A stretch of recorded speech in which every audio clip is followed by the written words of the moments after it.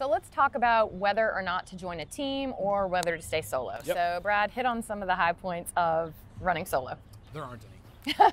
No, I'm just kidding. So there are. So if you are a person that is very driven, that you like to be where you want to be and how you want to be, and you're very creative and you want to start from the beginning, like you have that gumption, you're like, I'm do it my way every time, then I think being a solo agent might be the right spot for you, because I'd also add that maybe if you're a control freak, right? Like you don't want to yeah. let go Sure, of, you yeah. want to own every part of that transaction, Yeah. and you want to run everything from the prospecting side and the lead gen side to showing houses, to writing contracts, to processing paperwork, to getting people to the closing table. If you want all of that, then solo agent is for you. Or if you're also a part-time agent. I've got a lot of friends in the business that are good agents, but they don't do it full time. So solo is great because you turn it on and turn it off when you want to. True. And you're kind of maybe dabbling or doing. Solo agents are great because, you're your own boss and you've got nobody to answer to and nobody to tell you what's going on. Right. Now, the other side of that is a team. So if maybe you hate paperwork, maybe you don't like details, maybe you are just a super people person and you only want to do that part, joining a team lets you kind of focus on your strengths while other people pick up the other pieces that you don't necessarily want to mess with. Yeah, and I feel like a team is what a company should be.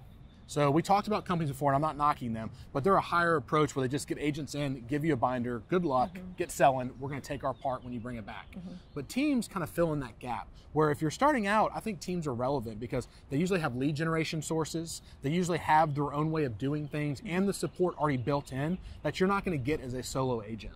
So I think teams are a really good way to jumpstart your career, and I'd recommend really any agent starting out to go the team route. Agreed. And at the end of the day, a team really allows, in my opinion, for the best possible client experience because everybody's leveraging their strengths and well, they're leveraging your strengths, and you got to know who you are. It might take a minute. And so imagine sitting down at a dining room table and the seller going, hey, how many houses you sold? And you're like, none.